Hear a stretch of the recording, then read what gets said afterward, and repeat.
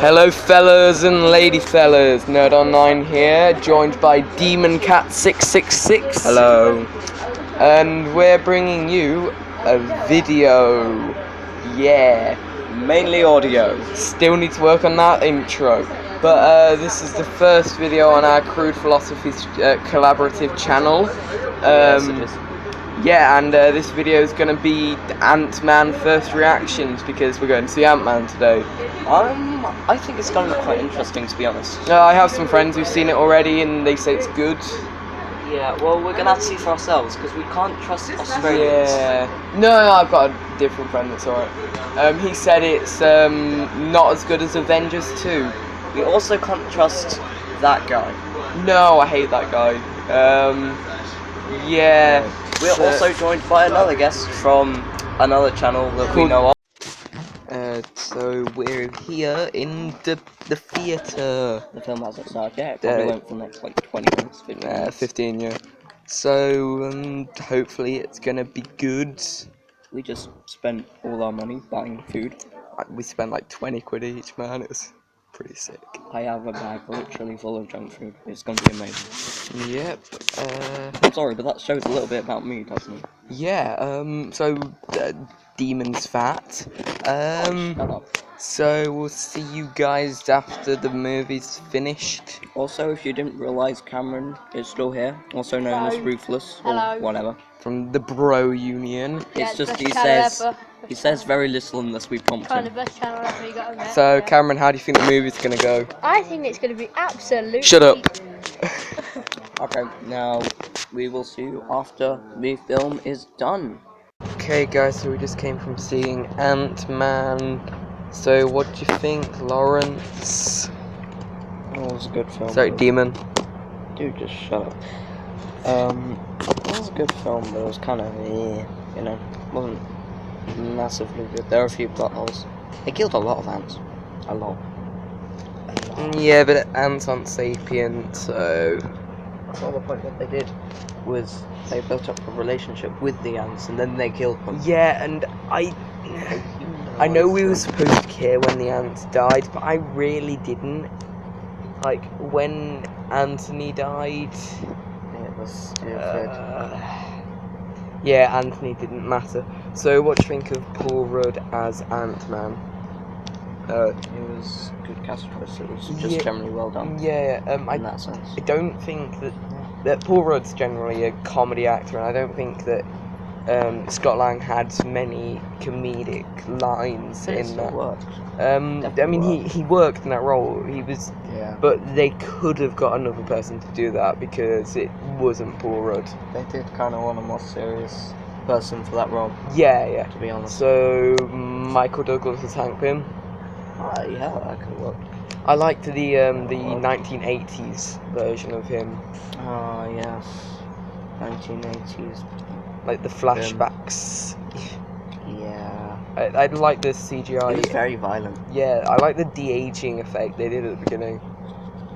Like especially when he smashed his head into the table. That was great. That was brilliant. Nice with the whole blood thing. Yeah. So I can't really tell if it was CGI or if it was a blood pipe, but it did work nice. I think it was CGI. Pretty sure it would have been CGI because the blood pipe wouldn't work, because then it would actually break his nose. Beautifully done. Yeah. Evangeline Lilly is Hope Van Dyne. It worked. Yeah. There was definitely a relationship between her and Paul Rudd. You could definitely see it, and then before you could definitely tell there was some chemistry there before they started kissing at the end. Yeah. Well, I mean, the whole romance thing that worked. It's just as an actress, I don't really mind. Yeah. It's weird because in the comics she's a supervillain. Oh yeah, they can still do that. They can still. Yeah, I know, but they've made her Wasp now. Oh yeah. True. Because of the end credit scene, her dad gave her the Wasp suit. Okay, just flicking back to the ants thing for a minute. One thing I had a problem with: raft made of ants does not work. They would all die. Well, yeah, but they kind of made the ants super powered ants, I guess. No, they would have drowned. Like, Well, straight no, away. I know, but they were like so there was like the construction ants and Yeah, I know. and But, I mean, the electric ants. Technically, they are all breeds of ants. Yeah, I know. But they just don't work in that exact way. I know, and they needed to take some liberties for the movie to actually work. He didn't even need the raft of ants. He literally could have just gone down himself and had the ants pick him up. Or just like flew. Yeah. He can fly. Fly through the sewers. I mean, we saw that was just between the walls from the top of the pipe. We could just like Yeah. that. It was too overly complicated and too platformish to actually work. Yeah, I know, but still. So, fight scenes. What do you think of the fight scenes? Falcon vs. Ant-Man. Well done. It worked well. It established a bond between them, a relation between them, and I think it led up to the rest of the plot. So yeah, that one. Yeah, I like the way they were evenly matched in that fight because I mean, neither of them really have actual superpowers. yeah, but Falcon was more experienced and Falcon's he's had more training with the experienced, but Avengers. to be honest, Ant-Man has a better power. Yeah, Ant-Man can do more. And but Ant-Man's inexperienced and he's not as tactical as Falcon. And also Falcon can still see him when he's shrunken because of his goggles. But Falcon was fighting against a piece of technology he didn't know anything about, so he wasn't prepared. Okay, we've got Ant-Man versus Yellow Jacket or Yellow Spider in this movie, since that's what he plays. Yeah, it did look a lot like the Iron Spider suit. Should have been a wasp. Anyway, that one went reasonably well until I think it might have been like based on Hornet in the comics or something. Yeah, I loved the fight scene in the briefcase. Like when I like the way they inserted humor into that scene because the Ant-Man movie it did humor really well. No, just because Siri. Yeah, I don't have Siri on my phone. I wish I do now, just so I could do that. Well, you can't. Yeah, I know, but so they did it well. Also, like the bug example. Yeah, was a good idea. Yeah, to stabilize the villain, made him go all crazy. Yeah, I mean, he was already relatively crazy. But I don't like the way he went crazy for no reason.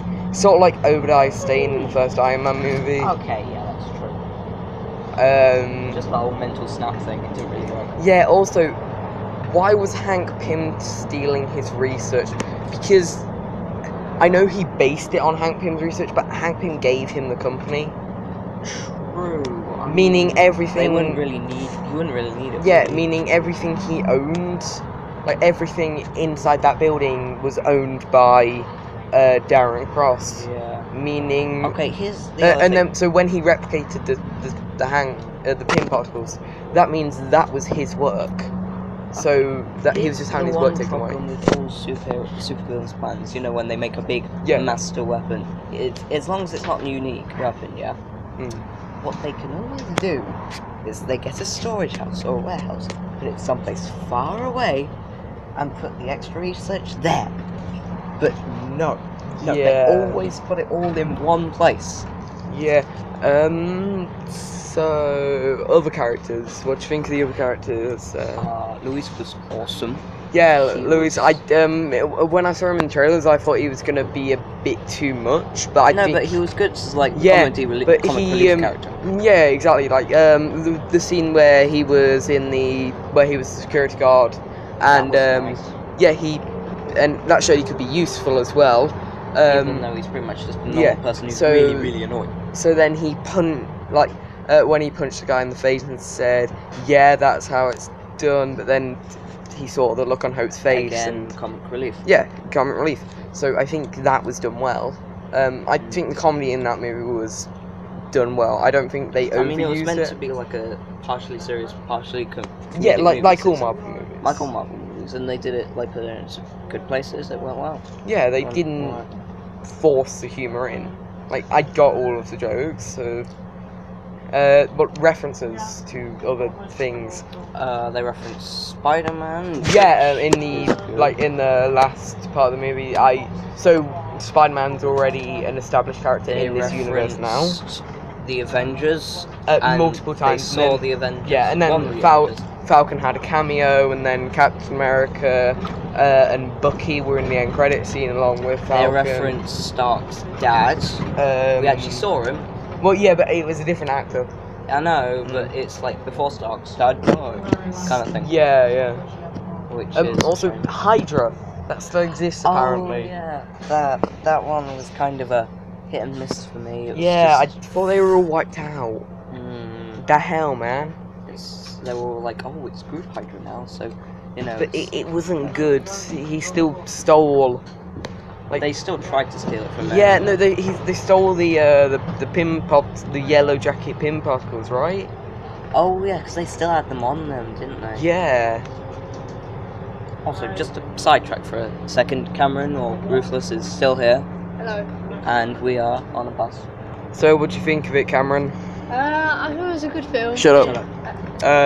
Okay, so yeah, that's. anything else you want to talk about? No. What about Paul Rudd's crew? Right. I think they balance each other really well. One who was like the driver, who was just kind of like a. Yeah, he was like generic guy. Just generic, normal person. I liked his sense of humor, like normal, offended by really sensitive to racism. Yeah, kind of when they were caught, I loved the way he said, "No, a black guy who looked exactly like me tied us up." That was probably one of my favourite lines in the movie. Hacker. Yeah, I mean, it was like the silent. They were all just archetypes, I guess, of all different races, but they were still done well. You know, foreigners all together in one country. Yeah. Totally doesn't set stereotype. Yeah, I know, but also all of the criminals were foreign except for Scott Lang. But I think it was done really well.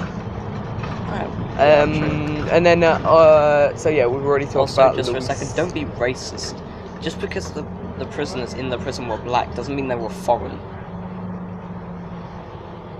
I'm not. I mean, on the crew. Yes, I know. They were all the foreign. way you phrased that. Okay, I'm not being racist.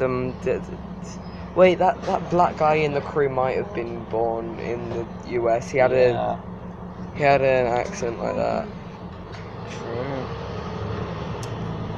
Well, I feel like a horrible person now. Anyway, that's pretty much it for Ant-Man. We will talk to you again whenever, because we don't really know.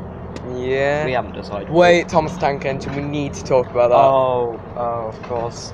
Okay, Yellow Jacket gets hit by Thomas Tank Engine. It then grows and smashes through a building. What's that say about children's cartoon characters? They're evil. Yeah, I love the way they did that fight scene, the way they kept on going between the superhero action view and then from the daughter's point of view. Yeah. Normal person's point of view. Hero's point of view. So the only way you could tell where both characters were was via the lasers, because that's all you could see. Yeah, but if you're a normal person, that would be all you would see. Yeah, so where they were coming from was Yellow Jacket, and then where they were going was Ant-Man, so that's the only way you could tell where the characters were. And then it zoomed in on them, and then we saw them running and fighting. Yeah. This film just confirmed my suspicions that all small children's cartoon characters are evil on the inside. In one way or another, because that's just... what about Ant-Man's daughter? In the comics, she becomes a superhero of her own. I don't think she will. Life. Perfectly honest, don't think she will. Well, unless... because they're going to have to reboot the Marvel Universe pretty soon. Because... True. Rob Downey Jr. is in his 50s now, and most of the main cast have only got their contracts going until Infinity War Part 2. Yeah, so the actors for the superheroes now, this isn't meant to be offensive, but they're probably gonna die at some point, relatively soon. Or at least disappear. Disappear or die. Yeah, and we've already got a suspicion that kid in Iron Man 3 is going to become the new Iron Man. Oh, yeah. A lot of people, that's a fan theory going about. So I think that if Paul Rudd Ant-Man disappears, then she'll take over? Ooh, that would work. That could work. Yeah, because in the comics she became So Girl, idea, I think it was. this could just like go on to like Marvel, the if you're children- listening, don't use our idea. We copyrighted it. Yeah, shut up, Marvel. So this could just turn into children of superheroes or children who met superheroes turn into new superheroes. Yeah. Simple as that. That could work. Okay, so yeah, we're gonna see you guys in our next video. Sorry for all the false ends and all that. That was my fault. Yeah, God, the hell demon. Yeah. So see ya. Bye. Bye. Okay, hey guys, I just realised we forgot to rate the movie, so... Hello and welcome to the outro that needs to be edited in. Yeah, so this is just more work for me, because he's lazy. Yes, I am. So we're just gonna rate it out of 10. Pretty much, we don't have a race this episode. Or we could rate it like on a scale of where it falls in Marvel movies. The worst one, in my opinion, is Iron Man 2. Definitely. Best one... Winter Soldier. Winter Soldier and Ant Man, those are like the top ones. Yeah, so I would say it's pretty near the middle. Maybe going more to the top end. I would say quite nice. it's I would say it's like about at it's just below Avengers level, I would say. It is a quality film. It was one of the best. I mean, they've had a couple of misses, but definitely a lot of good ones. Yeah. So Well, to all you lady fellas and lady fellas, as Nerd would say, goodbye. that's the intro, not the outro. I don't care. We need an outro. I don't care, So dude. guys, that was a End it. video of some kind from Nerd and Demon. Yep. Peace out.